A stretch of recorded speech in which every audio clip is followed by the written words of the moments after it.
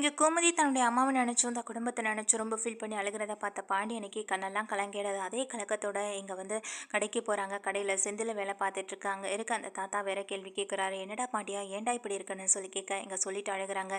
இத்தனை வருஷத்தில் அம்மாவையும் பொண்ணையும் சேர்த்து வச்சலான்னு நினைக்கிறேன். ஆனால் அது ஒரு நாளும் நடக்காமலே போயிட்டுருக்கு. என்னைக்கு நான் இதெல்லாம் நடத்தி முடிக்க போகிறேன்றதே தெரியல. கோமதியையும் அவங்க அம்மாவையும் எப்படியாவது பேச வைக்கணும், எப்படியாவது சந்திக்க வைக்கணும்னு நினச்சிட்டே இருக்கா. அது முடியவே மாட்டுதுன்னு சொல்லி ரொம்ப ஃபீல் பண்ணுறாங்க. கண்டிப்பாக இதெல்லாம் ஒரு நாள் நடக்கும்டா பாட்டியானே, எதுக்கும் கவலைப்படாதன்னு சொல்லிட்டு எங்கள் செந்திலை பார்த்து சொல்கிறாங்க. இங்கே பாருடா, அவங்க அப்பா மனசில் எவ்வளோ கஷ்டம் இருக்குது. ஆனால் அதெல்லாம் தாண்டி இவர் இப்போது இங்கே வந்து குடும்பத்தையும் நல்லபடியாக நடத்திட்டு இருக்காரு. கொஞ்சம் பார்த்து புரிஞ்சு நடந்துக்கோங்கடா. என்னதான் இங்கே பாண்டியன் பேசினாலும் திட்டினாலும் இதெல்லாம் மனசில் எடுத்துக்காதீங்கன்னு சொல்லி செந்திலை பார்த்து எடுத்து சொல்கிறாங்க. செந்திலும் வந்துட்டு இங்கே எப்படியாவது அம்மாவுக்கும் அப்பாவுக்கும் சந்தோஷத்தை கொடுக்கணும்னா நம்ம அம்மாச்சியை எப்படியாவது வீட்டுக்கு கூட்டிகிட்டு வரணும். அப்படி இல்லையா அம்மாச்சியையும் அம்மாவையும் பேச வைக்கணும். இது நடந்தால் தான் எங்கள் அப்பாவும் சந்தோஷப்படுவார். அவர் மனசில் இருக்க கவலையும் கொஞ்சம் நாளும் தீரும் அப்படின்னு நினச்சிட்டு இருக்காங்க எங்கள் பாண்டியனும். அதே போல் வீட்டில் இருக்க எங்கள் ராஜி ரொம்ப நேரமாக அழுதுட்டுருக்கா. இதை பார்த்த தங்கமேல் கேட்குறாங்க, ஏன் ராஜி எதுக்கு இப்படி அழுகிற? அம்மாச்சியை இங்கே வெளியிலே தள்ளி விட்டாங்கன்னு அழுகிறியா அப்படின்னு சொல்லி கேட்க, இதை கேட்டு இங்கே வந்துட்டு ராஜி சொல்கிறாங்க, இன்றைக்கி அப்பத்தாவை வெளியில் தள்ளி விட்டாங்கள்ல, எனக்கு அதுவும் கஷ்டமாக தான் இருந்துச்சு. இப்போது அத்தை அழுதது அதை விட கஷ்டமாக இருக்குது. இதெல்லாம் பார்க்கும்போது என்னையும் எங்கள் அப்பாவும் இப்படி தானே வெறுத்து ஒதுக்குவார். கடைசி வரைக்கும் எங்கள் அம்மா கூட என்னை பேச விட மாட்டார்ல, அம்மாவுக்கும் இதே அளவுக்கு தானே கஷ்டம் இருக்கும். அதெல்லாம் நினைக்கும் போது தான் எனக்கு இன்னமும் தாங்கிக்க முடியாமல் அழுக வருதுன்னு சொல்ல, இதை கேட்டுக்கிட்டு இருந்த தங்கமேல் சொல்கிறாங்க, சரி விடு ராஜி, அழுகாத. அழுகிறதுனால நடந்து முடிஞ்சதை சரி பண்ணிட முடியுமா என்ன? எது நடக்கணும்னு இருக்குமோ அதுதானே நடக்கும். இருந்தாலும் நீ யோசிச்சு பண்ணியிருக்கலாம். ஏற்கனவே இந்த குடும்பத்துக்கும் அந்த குடும்பத்துக்கும் ஒத்து போகலைன்னு தெரிஞ்ச பிறகு கதிரை காதலிச்சு லவ் பண்ணிட்டு வந்தது பெரிய தப்பு தானே. அப்போ இதை பற்றி உங்கள் வீட்டில் இருக்கிறவங்க யோசிக்காமலா இருப்பாங்க, கோவப்படாமலா இருப்பாங்க? எதுக்காக நீ வந்து இப்போ அதை நினச்சி கவலைப்பட்டுருக்க? இதெல்லாம் முன்னாடியே நினச்சி கவலைப்படுறதா இப்போ இவ்வளோ பெரிய பிரச்சனை வந்திருக்காதுல்ல ராஜி அப்படின்னு சொல்கிறாங்க. இதை கேட்டால் ராஜிக்கு இன்னுமே ரொம்ப சங்கட்டமாக போயிடுது. அப்போ மீனா வராங்க. என்ன தங்கமேலக்கா இப்படியெல்லாம் பேசிக்கிட்டு இருக்கீங்க? அவள் ஏற்கனவே ரொம்ப வருத்தத்தில் இருக்கா.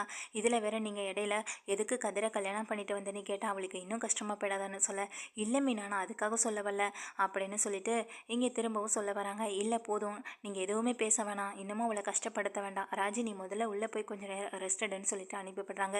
இவங்க எதுக்காக இப்படி இருக்காங்க? நானும் ராஜிகிட்ட பேசிகிட்டு இருக்கேன், என் ராஜிகிட்ட பேசுறது கூட உரிமை இல்லையா? இவங்க சொல்கிறத கேட்டு தான் நான் நடக்கணுமா என்ன அப்படின்ற ஒரு கோவத்தில் எங்கள் தங்க மேலே இருந்துட்டு இருக்காங்க. இதையெல்லாம் கொஞ்சம் அங்கிட்ட நின்று கேட்டுக்கிட்டு இருந்தேன். எங்கள் கதை ரொம்ப ஃபீல் பண்ணுறாங்க. என்ன இருந்தாலும் எங்கள் தங்க மேலே நீ கேட்டது சரிதான். ஒருவேளை ராஜிக்கும் இதே மாதிரியான நிலமை வந்துட்டுனா என்ன பண்ணுறது? அம்மா அழுகிறதே நம்மளால் பார்த்துட்ருக்க முடியல, அம்மாவே இவ்வளோ கஷ்டப்படுறாங்க.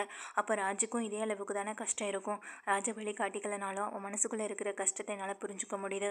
அம்மா கிட்ட பேச முடியலைனாலும் அம்மாவை எப்படியாவது அம்மாச்சி கூட பேச வச்சிடணும்னு நானும் நினச்சிட்ருக்கேன். அதுவும் முடியலை. அம்மா என்ன இருந்தாலும் ரொம்ப பாவம் அப்படின்னு நினச்சிட்டு இங்கே கதிரும் அந்த யோசனையில் இருந்துகிட்ருக்காங்க. அதே போல் உள்ளே போய் அழுதுட்ருக்காங்க எங்கள் ராஜி.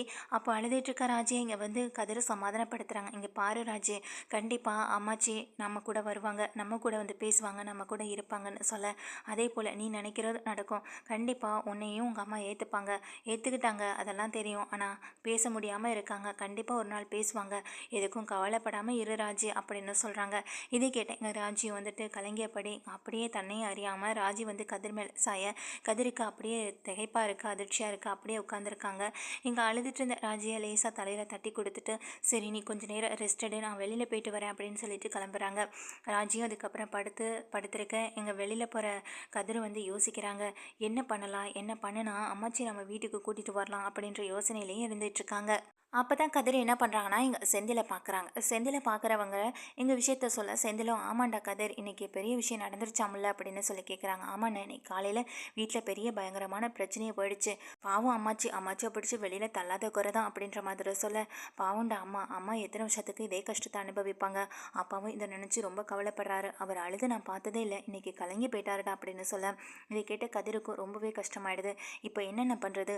அம்மாச்சியை எப்படியாவது நம்ம அம்மா கூட பேச வைக்கணும். அம்மாவும் அம்மாச்சியும் ஒரு 2-3 நாள் சந்தோஷமாக இருக்கணும். என்ன பண்ணலாம், நீ யோசிச்சு சொல்லுன அப்படின்னு சொல்கிறாங்க. இதை கேட்ட எங்கள் கதிரும் வந்துட்டு இதை கேட்ட செந்திலும், அப்பா இதை பற்றி பேசினதுலேருந்து எனக்கும் அதே யோசனையாக தான் இருக்குது. உங்ககிட்ட தான் வந்து பேசணும்னு நினச்சிட்டு இருந்தேன், நல்ல வேளை பார்த்துட்டேன்னு சொல்ல, சரின்னு என்ன பண்ணலாம்? ஆனால் அம்மாச்சி இங்கே அம்மா கூட பேசுகிற நேரம் அங்கே அதான் அந்த 2 மாமாவும் ஊரில் இருக்கக்கூடாது, என்ன பண்ணலாம் அதை பற்றி மட்டும் யோசின்னு சொல்ல, பேசாமல் ஒரு வழி இருக்குடா, அதை மாதிரி பண்ணிட்டா என்ன அப்படின்னு சொல்கிறாங்க. என்ன வழி, என்ன விஷயம் அப்படின்னு சொல்லி கேட்க, பேசாமல் அங்கே முத்துவேல், சக்திவேல் மாமா, அதுக்கப்புறம் குமார் 3 பேரையும் வெளியூருக்கு அனுப்புகிற மாதிரி, அதுவும் ஒரு 4-5 நாள் இந்த ஊரில் இல்லாத மாதிரி பார்த்துக்கணும். என்ன பண்ணலாம்? அப்படிப்பட்ட ஒரு வேலையை அவங்களுக்கு நம்ம தான் செஞ்சோன்றதே தெரியாத மாதிரி ஏதாவது ஒரு வேலையை ஏற்பாடு பண்ணி வெளியில் அனுப்பி விட்டணும். அப்படி பண்ணால் மட்டும்தான் நம்ம நினச்சதை சாதிக்க முடியும்னு சொல்ல, இதை கேட்ட கதிரை யோசிக்கிறாங்க. அப்படியே அவங்க பார்க்குற வேலைக்கு வெளியில் போய் பார்க்குற அளவுக்கு என்னென்ன இருக்குன்னு சொல்ல, இப்போ தானே குமாருக்கு பொண்ணு பார்த்துட்டு இருக்காங்க. இந்த நிச்சயத்துக்கு புடவை நகைன்னு சொல்லி எல்லாத்தையும் எடுக்கிறதுக்கு வெளியூர் அனுப்பிட்டா என்னன்னு சொல்ல, நீ சொல்கிறது சரிதான், ஆனால் புடவை நகை இதெல்லாம் செலக்ட் பண்ணுறேன்னா இங்கே ராஜியோட அம்மாவும் வரணும்னு சொல்லிடுவாங்க. அப்படி பார்த்தா ராஜிக்கும் அது கஷ்டமாக இருக்கும்ல.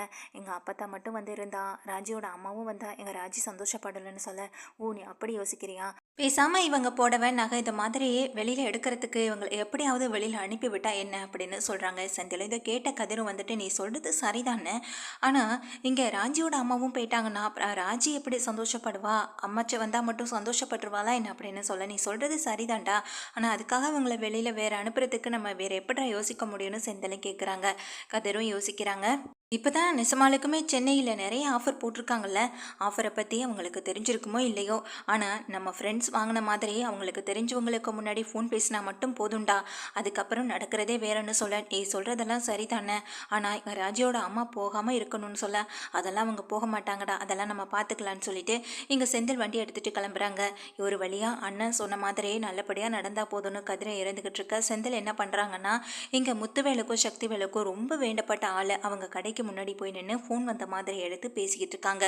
அப்போது இங்கே செந்தில் ஃபோனில் என்ன சொல்கிறாங்கன்னா, அப்படியாடா நெசமாலிக்குமே வா, அப்படியெல்லாம் இருந்திருந்தா நாங்களாம் வந்திருப்போம், ஆனால் இப்போ வர முடியாத சுச்சுவேஷனில் இருந்துகிட்ருக்கோமே, அப்படி நீ சொல்கிற மாதிரி எங்களுக்கு தெரிஞ்சவங்க யாருக்கும் கல்யாணமெல்லாம் ஒன்றும் கிடையாது, எங்கள் வீட்டிலேயே எல்லாருக்கும் இப்போ தான் கல்யாணம் முடிஞ்சது, கடைக்குட்டி தங்கச்சி மட்டும் தான் இருக்கா, அவளுக்கெல்லாம் இப்போ கல்யாணம் பண்ணுற வயசு கிடையாது, அதனால் வேறு யாருக்காவது இருந்தால் ஃபோன் பண்ணி பாருடா அப்படின்னு சொல்கிறாங்க. அது மட்டும் இல்லாமல் அங்கே உட்காந்துருக்கவர் எதை பற்றி பேசிக்கிட்டு இருக்கான், இவன் கல்யாணத்தை பற்றி பேசுகிறான். அவங்க வீட்டில் கல்யாணம் இல்லை, ஆனால் இங்கே நம்ம முத்துவேல் அண்ணன் குடும்பத்தில் கல்யாணம் பண்ணுறதுக்கு பொண்ணு கூட பார்த்துக்கிட்டு இருந்தாங்க, அப்படி இருக்கப்போ இவன் எதை பற்றி பேசிக்கிட்டு இருக்கான் அப்படின்ற மாதிரி யோசிக்கிறாங்க. வேணும்னே செந்தில் சொல்கிறாங்க, ஆமாண்டா நகையெல்லாம் ரொம்ப கம்மி ரேட்டாக அங்கே, அதான் நானும் கேள்விப்பட்டேன், ஆனால் இப்போ என்னால் வர முடியாதே, கல்யாணத்துக்கு நகை எடுக்கிற மாதிரி இருந்தால் கூட வந்து எடுத்துகிட்டு போகலாம், இப்போது நகையும் கம்மி ரேட் ஆகிருக்கு, அதுவும் ஆஃபர்லாம் வேற போட்டிருக்காங்கன்னு சொல்கிற, நீ சொல்கிற மாதிரி அங்கே வந்து எடுத்தாங்கன்னா எங்களுக்கு பல லட்சம் லாபமாகுமே அப்படின்னு சொல்கிறாங்க.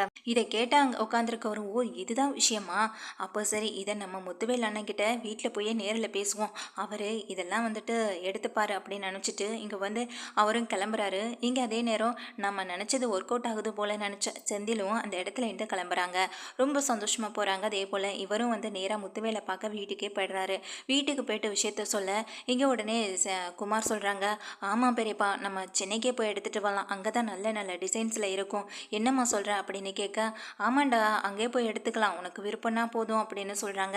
இதை கேட்ட முத்துவேலும், சரி நீ சொல்கிற மாதிரி அங்கே நிறைய ஆஃபர்லாம் போட்டிருக்காங்கன்னு சொல்கிறேன், நேரில் நம்ம அங்கே போய் நேரிலே பார்த்து எடுத்துக்கலாம், நிச்சயத்துக்கு தானே எடுக்க போகுது அப்படின்ற மாதிரி சொல்ல, ஆமாங்க கல்யாணத்துக்கு கூட அப்புறம் பார்த்து எடுத்துகிட்டு வரலான்னு சொல்கிறாங்க. இதை கேட்ட இங்கே சக்திவேல் சொல்கிறாங்க, சரிங்க நீ எல்லாரும் கிளம்புங்க, நம்ம குடும்பத்தோடு போய் எடுத்துகிட்டு வந்துடலான்னு சொல்ல, குடும்பத்தோடையா, இதுக்கு எதுக்கு தம்பி, அப்படியே நாங்கள் அங்கே வந்தாலும் நீங்கள் என்ன எங்களையா வந்துட்டு எடுக்க சொல்ல போகிறீங்க, உங்களுக்கு பிடிச்ச மாதிரி நீங்கள் தான் எடுப்பீங்க, கடைசி எங்கள்கிட்ட ஒரு வார்த்தை கேட்பீங்க அவ்வளவு தானேன்னு சொல்ல, கரெக்டாக சொன்னீங்கக்கா, இதுக்கு நம்ம போகவே வேண்டியதில்லை, அவங்களுக்கு பிடிச்சதா பார்த்து அவங்க எடுக்க போகிறாங்க, இதில் நம்மளை வேற கூட துணைக்கு வேற கூட்டிகிட்டு போவாங்க, பேசாமல் நம்ம வீட்டில் இருந்துட்டு போகலான்னு சொல்ல, உடனே குமார் சொல்கிறாங்க, ஆமாப்பா இவங்களெல்லாம் கூட்டிகிட்டு போயிட்டு நம்மளால் சமாளிக்க முடியாது, சின்ன பிள்ளைங்களை கூட சமாளிச்சிடலாம், ஆனால் எங்கள் அம்மாவை சமாளிக்கிறது ரொம்ப கஷ்டம் பெரியப்பா, அப்புறம் இவங்க எனக்கு நகை எடுக்க வராங்களோ இல்லை மருமகளுக்கு நகை எடுக்க வராங்களோ இல்லை அவங்களுக்கு அங்கங்கே போய் நின்றுட்டு இருப்பாங்க, எதுக்கு தேவையா என்ன, பேசாமல் நம்ம கல்யாணத்துக்கு எல்லாரையும் கூட்டிகிட்டு போகலான்னு சொல்ல, இதுக்கு அங்கே வடிவு சொல்கிறாங்க, ஆமாம் ஆமாம் நாங்கள் இப்போ வரலமாம்மா, ஏன்னா நாங்கள் வீட்டிலே இருந்துக்கிறோம், அதுவும் இல்லாமல் இங்கே தோப்பு துறவுன்னு வேலை பார்க்குற ஆட்களுக்கு பணம் வேற கொடுக்கணும், இப்படி எல்லாத்தையும் போட்டபடி போட்டுட்டு வீட்டில் எல்லாத்தையும் காலி பண்ணிட்டு போயிட்டோன்னா அப்புறம் அங்கே வேலை பார்க்குறவங்கள யார் கவனிச்சுக்கிறது, அதனால் நாங்கள் வீட்டில் இருக்கோம், கல்யாணத்துக்குள்ளே எங்கள் வீட்டு வேலையிலேருந்து எல்லாத்தையும் முடிக்கணும் வேணும்ல, அதனால் நாங்கள் இங்கே பார்த்துக்குறோம். நீங்கள் போய் எதை எடுக்கணுமோ அதை எடுத்துகிட்டு வாங்க. கல்யாணத்துக்கு அப்புறம் பொண்ணு வீட்லேயும் எடுக்க வேண்டியது இருக்கும். அப்படியே பொண்ணையும் கூட்டிகிட்டு போய் அவளுக்கு பிடிச்ச புடவை நகைன்னு எல்லாத்தையும் எடுத்துகிட்டு வந்துடலாம். இப்போதைக்கு நீங்கள் மட்டும் போயிட்டு வாங்கன்னு சொல்ல முத்துவேல் சொல்கிறாங்க, வடிவு சொல்கிறதும் சரிதான். இப்போ நம்ம தோப்பு துறவெல்லாம் வேலை நடந்துட்டுருக்கு, இதை விட்டுட்டும் போக முடியாது, பேசாமல் நம்ம போயிட்டு வந்துடலாம் அப்படின்னு சொல்கிறாங்க. அதுவும் சரிதானே சக்திவேல் சொல்ல, சரிடா குமார் நீ ரெடியாருன்னு சொல்ல குமாருக்கு ஒரே சந்தோஷம். தான் கல்யாணம் பண்ணிக்க போகிற பொண்ணுக்கும் அவங்களுக்கு பிடிச்சதை எடுக்கிறதுக்காகவும் இங்கே ஒரு gift வாங்கணும்னு ஆசைப்பட்ட குமார் ரொம்ப ஹாப்பியாக சென்னைக்கு கிளம்புறாங்க. சரிடா குமார் பார்த்து பத்திரமா போயிட்டு வான்னு வீட்டில் உள்ளவங்க எல்லாரும் வழியானப்ப அப்பத்தா மட்டும் பேசவே இல்லை. அம்மா போயிட்டு வரேம்மான்னு எங்கள் சக்திவேல் சொல்ல சக்திவேல்கிட்ட முகம் கொடுத்து கூட பேசலை. ஆனால் முத்துவேல்கிட்ட பார்த்து பத்திரமா போயிட்டு வாங்கப்பா, கல்யாணம் ஆக போகிற பையன் வேற, அதனால் பத்திரமா கூட்டிகிட்டு பத்திரமா போயிட்டு வாங்க அப்படின்னு சொல்லி அப்பத்தாவும் அனுப்பி வைக்கிறாங்க. வெளியில் வந்து நின்று இதெல்லாம் தெரிஞ்சுக்கிட்டு எங்கள் செந்தில் ரொம்ப சந்தோஷப்படுறாங்க. கதிர்கிட்ட வந்து சொல்லி வெளியில் வந்து வெயிட் பண்ணிட்டு இருக்காங்க. அன்றைக்கி நைட்டு எல்லாருமே சாப்பிட்ட பிறகு என்னாச்சு எதுக்காக இங்கே வந்து உட்காந்துருக்கீங்கன்னு மீனாவும் ராஜியும் வெளியில் வர, அப்போ இங்கே வந்து சொல்கிறாங்க, கதிர் வந்து சொல்ல வரத்துக்குள்ளே செந்தில் வேணான்னு தடுக்கிறாங்க. என்ன உங்கள் 2 பேருக்குள்ளே அப்படி பரம ரகசியம்னு கேட்க, இன்னும் கொஞ்ச நேரத்தில் தெரிஞ்சிடும் பாருன்னு சொல்ல அவங்க வீட்டிலேருந்து காரு கிளம்பி போகுது. காரில் யாராக இருக்காங்கன்னு பார்த்தா இங்கே சக்திவேலு முத்துவேலு குமார் 3 பேர் மட்டும்தான் இருக்காங்க. 3 பேர் மட்டும்தான் கிளம்பியும் போகிறாங்க. அப்போது அங்கே வெளியில் வந்து நிற்கிற அப்போ தான் அங்கே 2 அம்மா எல்லாருமே பார்க்குறாங்க. என்னாச்சு எதுக்காக இப்படி எல்லாரும் போகிறாங்க, எதுவும் பிரச்சனையானு சொல்லி ராஜி கேட்க, அதெல்லாம் ஒன்றும் இல்லைம்மா ராஜின்னு நடந்த விஷயம் எல்லாத்தையுமே இவங்க 2 பேர்கிட்டையும் சொல்ல, அப்படியா நெசமாலுமே வா அப்படின்னு கேட்குறாங்க. அட ஆமாம் மீனா, அம்மாவுக்கும் ராஜிக்கும் ஒரு சின்ன சந்தோஷத்தை கொடுக்கணும்னு நினச்சோம், அதனால தான் எப்படின்ற மாதிரி சொல்ல, இதை கேட்டால் எங்கள் மீனாவும் ராஜியும் ரொம்ப சந்தோஷப்படுறாங்க. உடனே இங்கே கதிர் என்ன பண்ணுறாங்கன்னா நேராக போகிறாங்க, செந்திலும் போகிறாங்க. அப்போ தான் வீட்டுக்கு போகலாம் அப்படின்னு சொல்ல, ஏன் எங்கடா கூப்பிடுறீங்க என்னையா அப்படின்னு கேட்க, ஆமாம் நீயே எங்கள் வீட்டுக்கு வரணும்னு தானே நினச்சிட்டு இருந்தேன், ஆனால் அவங்க எல்லாம் இருக்கிறதுனால தானே உங்களால் வர முடியலை, நீங்கள் இருந்தால் வாங்க அப்படின்னு சொல்லி இங்கே தன்னுடைய அத்தையும் கூப்பிடுறாங்க. என்னையுமா தம்பி அப்படின்னு சொல்லி கேட்க, குமார் அம்மா சொல்கிறாங்க, அப்பாடா இத்தனை வருஷத்தில் இவங்க 3 பேரும் இப்போ தான் வீட்டிலே இல்லாமல் இருக்காங்க, 4-5 நாளைக்கு தொந்தரவு இல்லாமல் இருக்கலாம், அதுவும் இல்லாமல் எங்கேயோ சுற்றி பார்த்துட்டு வேற வராங்களாமா அப்படின்னு சொல்லிட்டு கிளம்பியிருக்காங்க.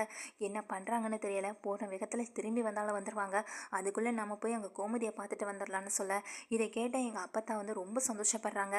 சரி வாங்க அப்படின்னு சொல்லிட்டு கிளம்ப, நம்ம வீட்டில் உள்ளவங்களையும் கூட்டிகிட்டு வரல, இல்லைனா அவளுங்க ஏதாவது பேசி நம்மளை டென்ஷன் பண்ணிகிட்டே இருப்பாளுங்கன்னு சக்திவேல் சொல்ல, முத்துவேலும் இப்போனாலும் கொஞ்சம் ஃப்ரீயாக போயிட்டு வருவோம் அப்படின்னு நினச்சிட்டு எங்கள் வண்டி ஓட்டிகிட்டு போயிட்டுருக்காங்க. குமாரும் ரொம்ப சந்தோஷமாக இருக்காங்க.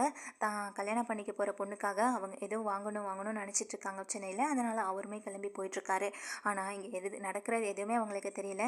இங்கே செந்தில் கதிர் ஏற்பாடு பண்ணதுனால இங்கே என்ன பண்ணுறாங்கன்னா, இங்கே ராஜியோட அம்மாவையும் ராஜியே வந்து பார்த்து கூட்டிகிட்டு வராங்க. ரொம்ப சந்தோஷத்தில் உள்ள வராங்க. உள்ள கோமதி இருந்துட்டு இருக்காங்க.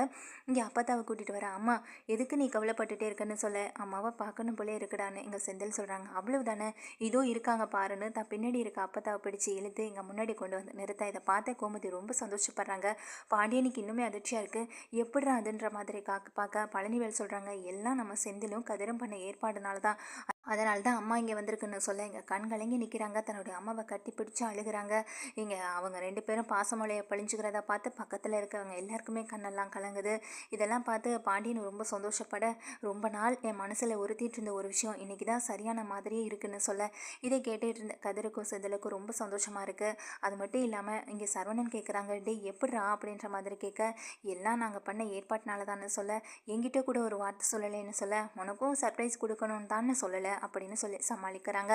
அதுக்கு பிறகு இங்கே வந்துட்டு கோமதி என்ன பண்ணுறாங்கன்னா, தன்னுடைய அம்மாவை கூட்டிகிட்டு போய் சாப்பாடு கொடுக்குறது, அவங்க கூட தனியாக பேசுகிறதுன்னு அமைதியாக இருக்க, அதே போல் இங்கே ராஜி தன்னுடைய அம்மா கூட ரொம்ப சந்தோஷமாக இருந்துட்டுருக்காங்க. இதெல்லாம் பார்த்து கதர் செந்தில் மீனானு எல்லாருமே ஹாப்பியாக இருக்க, இங்கே உடனே தங்கமேலி சொல்லி விடுறாங்க, ஏங்க இவ்வளோ பெரிய விஷயத்த பண்ணியிருக்காங்க, உங்ககிட்ட ஒரு வார்த்தை சொல்லணும்னு தோணுச்சா, ஆனால் நீங்கள் தான் அவங்கள நம்ம கூட கூட்டிகிட்டு போகணும்னு நினச்சி ஏதேதோ பண்ணிகிட்ருக்கீங்கன்னு சொல்ல, சும்மா நிறுத்து மயிலு, அவனுங்க என்கிட்ட சொல்கிறதுக்காக தான் வந்திருக்காங்க அங்கே என்னை பார்க்குறதுக்கு, ஆனால் நான் தான் கடையில் இல்லாமல் போயிட்டேன், வந்த வேகத்தில் அவனுங்களும் இந்த வேலையை முடிச்சாகணும்னு சொல்லிட்டு கிளம்பியிருக்காங்க. அங்கே வேலை பார்க்குற ஆளுகிட்ட கூட சொல்லிட்டு தான் வந்திருக்கானுங்க.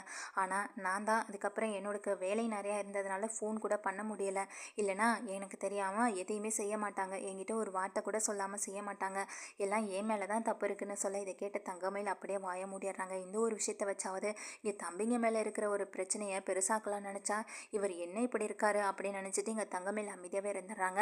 ஆனால் இங்கே கதிரும் சேர்ந்து தம்பிகளும் சேர்ந்து கொடுத்த சர்ப்ரைஸ்னால இப்போ மிகப்பெரிய சந்தோஷத்தில் இங்கே ராஜி கோமதி மட்டும் இல்லாமல் பாண்டியனும் இருக்காங்க. பாண்டியன் பக்கத்தில் வராங்க. என்ன இருந்தாலும் நீங்கள் என்னோட பசங்கன்றதை நிரூபிச்சிட்டிங்கடான்னு சொல்லி தோள் மேலே கை போட்டு இங்கே சந்தோஷமாக பேசுகிறத பார்த்த சரவணனுக்கும் பயங்கர ஹாப்பியாக இருக்குது. ஆனால் தங்கமயிலால் தான் பொறுத்துக்கவே முடியலை.